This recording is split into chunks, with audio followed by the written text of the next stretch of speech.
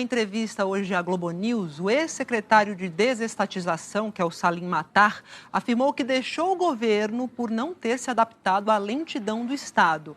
O Matar e o secretário de Desburocratização, que é o Paulo Webel, pediram demissão ontem. Nesta quarta-feira, o presidente Jair Bolsonaro fez uma publicação numa rede social em que defendeu privatizações e o controle dos gastos. Essa postagem foi feita depois que o ministro da Economia, Paulo Guedes, reclamou que o presidente estava sendo aconselhado a furar o teto de gastos. Na saída da reunião com o presidente da Câmara, Rodrigo Maia, ontem, o ministro da Economia, Paulo Guedes, defendeu respeito ao teto de gastos.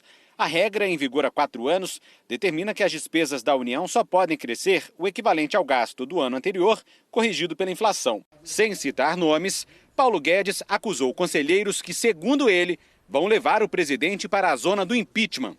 Se nós tentarmos, no ano seguinte, a esse ano, que foi excepcional, seguimos com o padrão de gastos, nós vamos para o caos. E os conselheiros do presidente, que estão aconselhando a pular cerca, a furar teto, vão levar o presidente para uma zona de incerteza, para uma zona sombria, uma zona de impeachment, de irresponsabilidade fiscal. E o presidente sabe disso. Então o presidente tem nos apoiado. O presidente da Câmara, crítico contumaz do Ministério da Economia, juntou-se a ele para proteger o teto de gastos. Afirmou que não vai pautar nenhuma proposta para prorrogar o estado de calamidade pública por causa do coronavírus. E ainda considerou que a medida seria um jeitinho para driblar o teto de gastos. Nós queremos encontrar caminhos, para melhorar a qualidade do gasto público, mas não será furando o teto de gastos, não vai ser construindo um jeitinho para resolver o problema. Não há jeitinho mais para resolver os problemas de gasto público no Brasil. Só tem um jeito, é reestruturar, reformar o Estado brasileiro. A lentidão com que o governo tem tratado da reforma administrativa e das privatizações, promessas de campanha para diminuir o peso do Estado, tem causado baixas na equipe econômica. O secretário de Desestatização, Salim Matar, e o que cuida da reforma administrativa, Paulo Webel, pediram demissão ontem do Ministério da Economia. Somando essas duas baixas, já foram pelo menos 7 pedidos de demissões em cargos estratégicos da economia nos últimos meses. Paulo Guedes reconheceu que houve debandada no Ministério porque as reformas não estão sendo implementadas. Se o presidente da República quiser mandar alguma reforma, ela é mandada. Se ele não quiser, não é mandada. Quem manda não é o ministro, quem manda não são os secretários. E o secretário, quando o negócio não estiver andando, ele pode desistir ou ele pode insistir. Então, é simplesmente isso que aconteceu. Em nome da transparência, o Salim hoje me disse o seguinte: a privatização não está andando, eu prefiro sair. E o Webel me disse o seguinte: a reforma tributária não está sendo enviada, a reforma administrativa não está sendo enviada, eu prefiro sair. Esse é o fato, essa é a verdade. Eu não escondo. Então você fala assim, houve uma debandada? Hoje houve. Hoje houve uma debandada. Hoje, o vice-presidente da República, Hamilton Mourão, defendeu a austeridade fiscal e disse que a situação fiscal do país é péssima. O teto de gastos é a nossa âncora fiscal, Então não é um assunto que tenha que ser discutido da forma como vem sendo colocado. É algo que tem que ser muito bem analisado pelas pessoas que conduzem a política fiscal do país. Nós temos uma situação fiscal péssima, Então não é algo que possa estar sendo tratado da forma como está. Hoje, em uma rede social, o presidente Jair Bolsonaro defendeu as privatizações.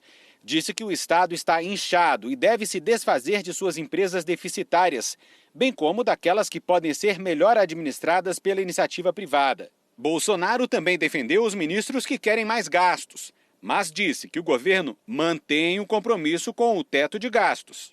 No mais, num orçamento cada vez mais curto, é normal os ministros buscarem recursos para obras essenciais. Contudo, nosso norte continua sendo a responsabilidade fiscal e o teto de gastos. E sobre a debandada de Salim Matar e Paulo Webel, reduziu a decisão a ambições pessoais. Em todo o governo, pelo elevado nível de competência de seus quadros, é normal a saída de alguns para algo que melhor atenda às suas justas ambições pessoais. Em entrevista à Globo News, o ex-secretário Salim Matar disse que saiu porque não se adaptou à lentidão e à burocracia da máquina pública. Afirmou que em 18 meses o governo vendeu 84 empresas de um total de quase 700 e que 14 estatais estão prontas para a venda. Eu estou saindo do governo porque eu acredito que a eficiência, a minha eficiência do tanto de trabalho despendido versus resultado obtido é negativo. Então, tudo no governo é muito lento, é muito moroso. Eu entendo que essa legislação foi feita para proteger o bem do cidadão pagador de impostos, mas virou um emaranhado, um arcabouço jurídico complexo, onde cerca de 15 instituições têm que dar o seu parecer a respeito da venda de uma empresa. Da Presidência da República à Casa Civil, do TCU ao BNDES. 15 diferentes instituições. Então, é uma via crucis. Economistas veem com preocupação o recuo do governo em relação à agenda liberal de reformas econômicas e avaliam que uma possível decisão de aumentar os gastos públicos e desrespeitar a regra do teto pode causar prejuízos duradouros. Não vejo, por esse aspecto, um governo reformista. A postura do presidente tem sido de ir pelo caminho de menor esforço. Se a gente for para esse caminho, para essa via, para esse caminho supostamente mais fácil, eu acho que a gente vai estar primeiro perdendo uma oportunidade de fazer uma discussão mais madura da ação estatal, mas sem dúvida eu acho que a gente vai estar contratando mais década perdida no país. Nós temos um Estado brasileiro que funciona muito mal.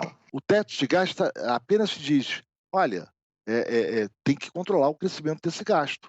Né? Senão, a dívida sai de controle. A dívida saindo de controle, as taxas de juros de mercado de mais longo prazo, elas vão aumentar.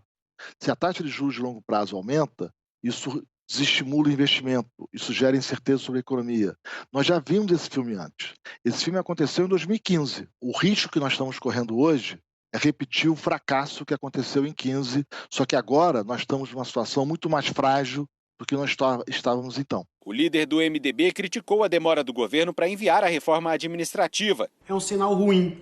Temos que aproveitar um Congresso reformista que já está discutindo de forma avançada a reforma tributária para também discutirmos e votarmos a reforma administrativa, que vai diminuir o custo do Estado e melhorar os serviços para a população. O presidente da Frente Parlamentar da Reforma Administrativa lamenta que o governo tenha adiado o envio da proposta ao Congresso só para o ano que vem. Nós aguardamos o envio da reforma administrativa desde o ano passado, após a votação do Previdência, quando ela nos foi prometida que seria enviada.